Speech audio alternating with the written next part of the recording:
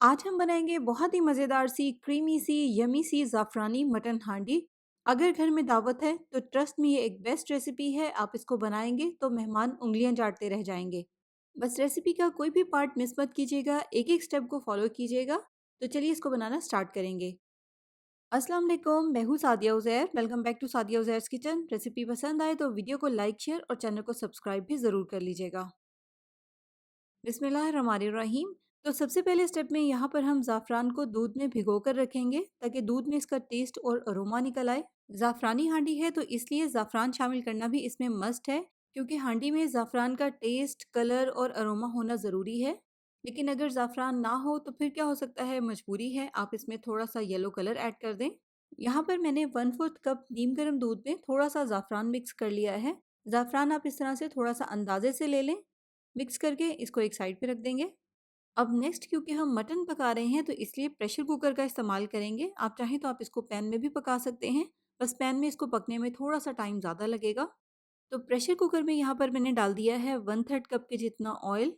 Flame on करेंगे और इसमें कुछ साबित मिसालों को फ्राई करेंगे, जिसमें है 1 चाय का चम्मच साबित ज़ीरा, 1 चाय का चम्मच साबित काली मिर्च, 5 से 6 लौंग, 3 से 4 हरी इलायची, 1 काली बड़ी इलायची और 2 तेज़ पत्ते।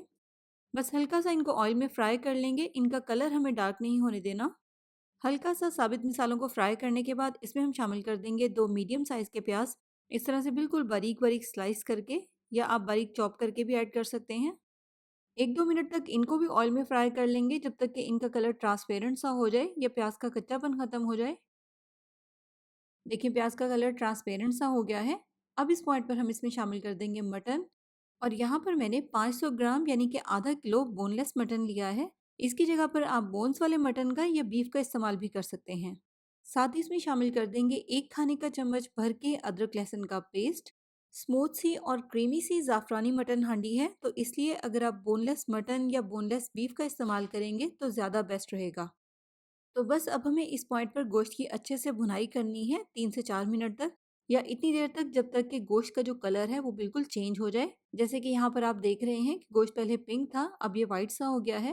3-4 मिनट तक यहाँ पर मैंने इसको मीडियम फ्लेम पर भून लिया है। बस अब इसमें शामिल कर देंगे 2 कप पानी और 1 चाय का चम्मच या हस्ब ज़ायक़ा नमक। इसको एक अच्छा सा मिक्स देंगे।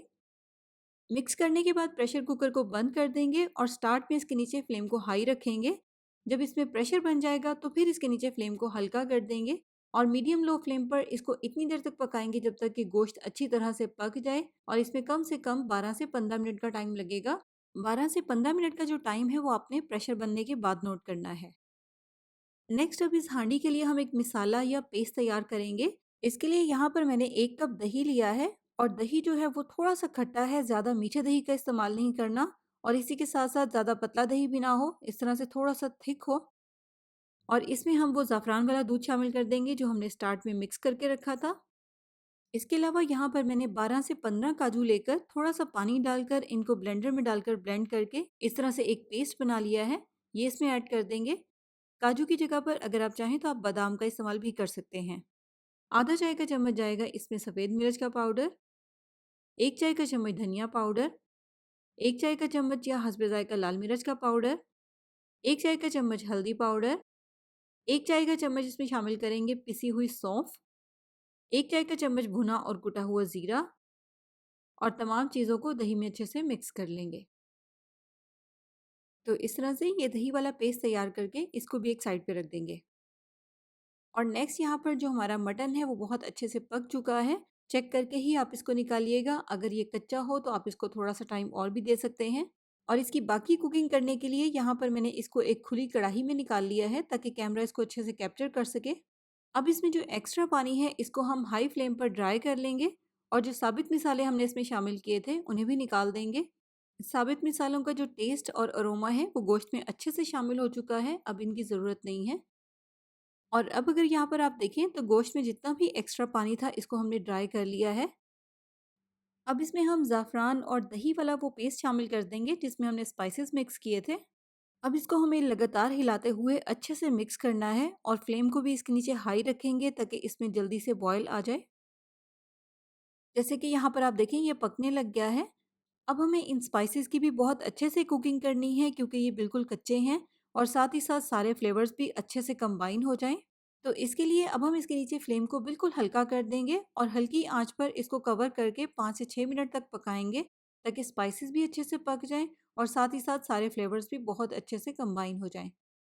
बस एक ध्यान यहाँ पर जो आपने रखना है, जब आप इसको ढककर 5 से 6 मिनट के लिए पकाएं तो बीच-बीच में से चम्मच भी चलाते रहना है क्योंकि इसमें हमने काजू या नट्स वगैरह जो शामिल किए हैं, उसकी वजह से ये बहुत ही जल्दी नीचे भी लग सकता है।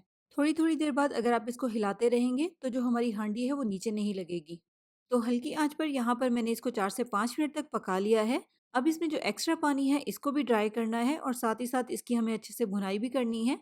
तो इसी पॉइंट पर हम इसमें शामिल कर देंगे 1 चाय का चम्मच कसूरी मेथी, 2 से 3 फ्रेश लाल मिर्चें या हरी मिर्चें जो भी आपके पास हों और अच्छे से लगातार हिलाते हुए इसकी भुनाई करेंगे ताकि इसमें जो एक्स्ट्रा पानी है वो भी ड्राई हो जाए और साथ ही साथ जो ऑयल है वो भी सेपरेट हो जाए। देखिए ऑयल इसमें बिल्कुल सेपरेट हो गया है और ऑयल सेपरेट होना इस बात की निशानी है कि हमारी हांडी की अच्छे से भुनाई हो चुकी है। यहाँ पर अगर आप हांडी की लुक चेक करें तो ये कितनी टेम्पटिंग लग रही है। बहुत ही मज़े की रेसिपी है। अब इसमें हम शामिल कर देंगे आधा चाय का चम्मच गरम मसाला पाउडर और थोड़ा सा हरा धनिया। गरम मसाला आपने स्टार्ट में इसमें शामिल नहीं करना क्योंकि उस तरह से हांडी का जो कलर है वो ख़राब हो जाएगा, इसका कलर काला सा हो जाएगा। ज़ाफ़रानी हांडी है तो इसलिए इसका कलर भी इस तरह से फ्रेश सा और हल्का सा येलो होना चाहिए। इस हांडी को पकाते हुए आपने इन छोटी-छोटी बातों का ख़्याल करना है। गरम मसाला शामिल करने के बाद इसको मैंने 1 मिनट के लिए मज़ीद पकाया है। बस अब लास्ट में इसमें शामिल कर देंगे 1 खाने का चम्मच लेमन जूस और बस इसको एक अच्छा-सा मिक्स देंगे। तो देखिए यहाँ पर ज़ाफ़रानी हांडी का जो टेक्सचर है वो कितना ज़बरदस्त है। चाहे तो इस पॉइंट पर बिल्कुल लास्ट में आप इसमें 1-2 खाने के चम्मच क्रीम भी मिक्स कर सकते हैं। लेकिन आप देखें ये वैसे ही कितनी क्रीमी और कितनी यम्मी लग रही है, इसलिए क्रीम ऐड करने की बिल्कुल भी ज़रूरत नहीं है। बहुत ही मज़े की ये ज़ाफ़रानी हांडी बनती है और इस बात का अंदाज़ा आपको यहाँ पर इसको देखकर ही हो गया होगा। तो अब इस मज़ेदार सी गर्मा-गर्म ज़ाफ़रानी मटन हांडी को सर्व करेंगे रोटी या चपाती के साथ। लेकिन अगर आप इसके साथ पराठा या नान सर्व करेंगे तो वो तो इसका बेस्ट कॉम्बिनेशन है। तो लास्ट में इसको मैंने ऊपर से गार्निश कर दिया है बारीक कटी हुई फ्रेश लाल मिर्चों के साथ। गार्निश करने के लिए आप हरी मिर्चें या धनिया वगैरह का इस्तेमाल भी कर सकते हैं। और मटन भी यहाँ पर आप देखिए कितने अच्छे से पका हुआ है, कितना सॉफ्ट है। हर एक चीज़ का, हर पॉइंट का यहाँ पर आपने ख़्याल करना है इस हांडी को बनाते हुए क्योंकि ये सारी चीज़ें मिलकर ही अच्छा टेस्ट डेवलप करती हैं। तो वीडियो को लाइक, शेयर और चैनल को सब्सक्राइब भी ज़रूर कर लीजिएगा। रेसिपी के मुतालिक कमेंट सेक्शन में कमेंट करके अपना फीडबैक भी ज़रूर दीजिएगा। अपना बहुत सा ख्याल रखिएगा, दुआओं में याद रखिएगा। Thank you for watching. Allah हाफ़िज़।